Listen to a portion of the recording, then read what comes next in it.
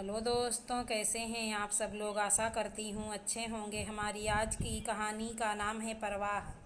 अवनी अपने कमरे में कुर्सी पर दोनों हाथों से अपना मुंह ढककर दुखी मन से किसी गहरी सोच में डूबी हुई थी कि तभी उसकी सास संगीता जी उसके पास आकर गुस्से में बोलीं, तू आराम से कुर्सी पर बैठी हुई क्या सोच रही है? देखा नहीं, रात के 9 बज गए हैं, अभी तक खाना नहीं बना। आज घर के सभी लोगों को भूखा रखने का इरादा है क्या? घर में सब खाने का इंतजार कर रहे हैं और तू आराम से कुर्सी पर बैठी है। ये सुनकर अवनी बोली, आज मैं खाना नहीं बनाऊंगी। आज मेरा मूड ठीक नहीं है। क्यों? तेरे मूड को क्या हुआ? सुबह तो तू अच्छी भली ऑफिस गई थी, फिर ऑफिस में ऐसा क्या हुआ जो तेरा मूड खराब हो गया? संगीता जी ने अवनी से कहा तो अवनी दुखी होकर बोली, मम्मी जी, ज़रूरी है कि ऑफिस में मेरे साथ कुछ हुआ हो? मेरी तबीयत भी तो ख़राब हो सकती है। आज ऑफिस से वापस घर आते हुए मेरे सिर में अचानक बहुत तेज़ दर्द होने लगा था। मैं घर के सभी लोगों का कितना ख्याल रखती हूँ। सुबह ऑफिस जाने से पहले सबके लिए नाश्ता और खाना बनाकर खिलाती हूँ। ऑफिस से आने के बाद तुरंत सबके लिए चाय बनाती हूँ। फिर शाम को सबकी पसंद का खाना बनाती हूँ। किसी के सिर में ज़रा सा भी दर्द हो जाए तो मैं उसको दूर करने के लिए उसकी पूरी सेवा करती हूँ। यदि कोई बीमार हो जाए तो ऑफिस से छुट्टी लेकर उसे अस्पताल में डॉक्टर को दिखाकर जब तक वो ठीक ना हो जाए दिन रात उसकी सेवा करती हूँ। परंतु इतना सब कुछ करने के बाद किसी को मेरी बिल्कुल भी परवाह नहीं। आज ऑफिस से आने के बाद मेरा सिर दर्द से फटा जा रहा था। तब मेरा बहुत मन था कि कोई मुझसे एक कप चाय को तो पूछ ले, परंतु चाय की बात पूछनी तो दूर, किसी ने मेरा हाल चाल भी नहीं पूछा। दीदी कॉलेज से आकर अपने कमरे में सो गईं। आपके बेटे ऑफिस से आकर आराम से ड्राइंग रूम में आपके और पापा के साथ टीवी देख रहे हैं।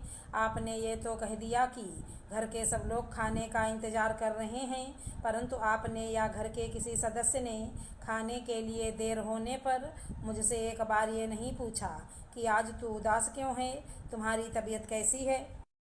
क्या घर की बहू को सिर्फ काम करने के लिए ही याद किया जाता है?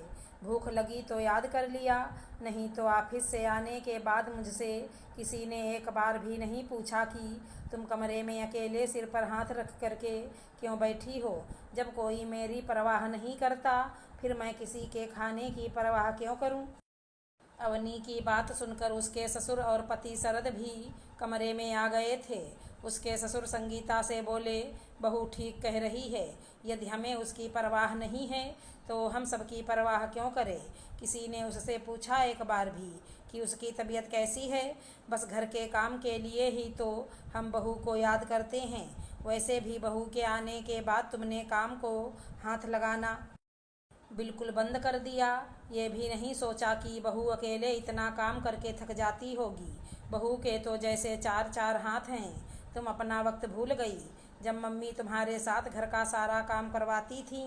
यदि किसी दिन वो काम ना करती तो तुम रोटी देते वक्त उन्हें काम ना करने के लिए अनेक उलाहने देती थी। अरे सुख में ना सही तो कम से कम दुख में तो बहू का साथ दे दिया कर। फिर उन्होंने शरद को डांटते हुए कहा, तू कैसा पति है जो अपनी पत्नी की बिल्कुल भी परवाह नहीं करता? तुझे भी तो अपनी पत्नी का ध्यान रखना चाहिए। पापा की बातें सुनकर शरद अपराधी की तरह अपनी गर्दन नीचे झुकाकर अवनी से बोला, सॉरी, मैं आगे से तुम्हारा पूरा ध्यान रखूंगा। पति की बात सुनकर संगीता जी भी शर्मिंदा हो गई थीं। वह अवनी से बोली, मैं अभी शरद से कहकर तेरे लिए सिर दर्द की गोली मंगवाती हूँ और साथ में तेरे लिए चाय बनाकर लाती हूँ। गोली लेकर तू आराम करना, खाना मैं बना दूँगी। सास की बातें सुनकर अवनी के चेहरे पर मुस्कान आ गई थी। हेलो दोस्तों, कैसे हैं आप सब लोग। आशा करती हूँ अच्छे होंगे। हमारी आज की कहानी का नाम है बचत। तुम्हें तो पता ही है ना स्वाति बहू, शीला की शादी तय हो गई है। तुम्हारे देवर विकास का अपना परिवार है, 3 बच्चे हैं उसके। वो तो खर्च कर ही नहीं सकता है, ज़्यादा बचत भी नहीं होती होगी उसकी। स्वाति बहू, शीला की शादी का सारा खर्चा नवीन को ही उठाना होगा, क्योंकि तुम्हारा तो कोई ज़्यादा खर्चा भी नहीं है। 2 लोग हो तुम गिनती के।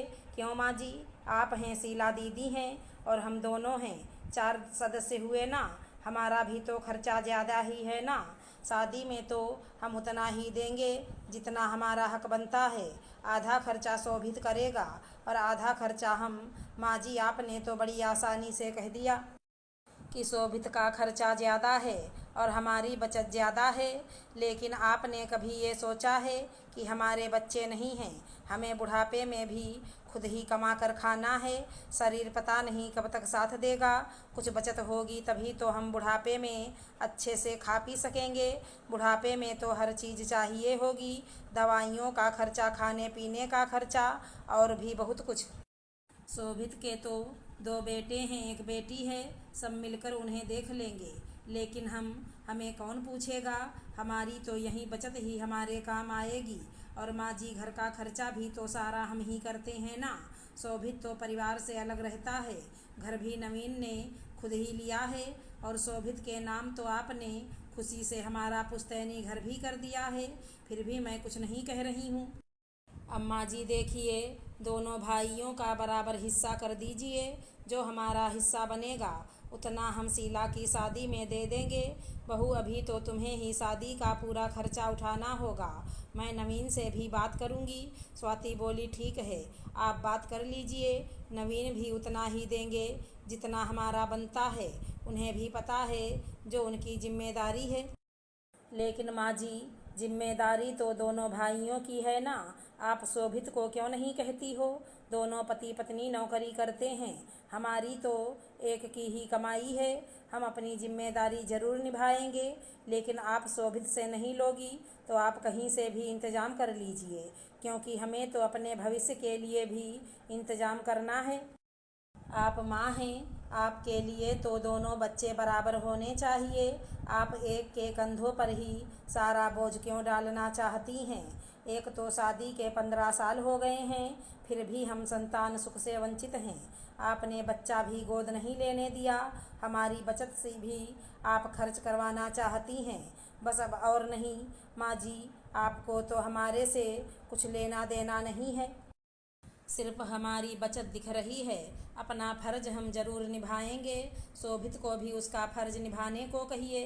हाँ, अगर शोभित की आर्थिक स्थिति अच्छी नहीं होती तो मैं चुपचाप से आपकी सारी बात मान लेती। लेकिन वो समर्थवान है, उसे कोई कमी नहीं है। आगे आपकी इच्छा, हम शीला की शादी का आधा खर्च ज़रूर देंगे। आधा आप शोभित से ले लीजिए। और पिताजी की हर महीने 40,000 रुपये पेंशन आती है, वो भी तो आपके पास ही हैं। हमने कभी नहीं कहा कि आप घर में कुछ खर्च करो। स्वाति की सासू माँ कुछ बोलती, उससे पहले उनका बेटा नवीन आ गया।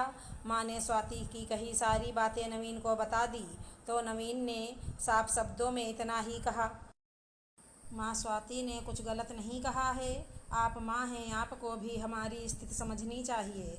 अब स्वाति की सासू माँ ने चुप रहना ही बेहतर समझा और कमरे से बाहर चली गईं। अगर हमारी कहानी पसंद आई हो तो चैनल को लाइक शेयर सब्सक्राइब करें। राधे राधे दोस्तों।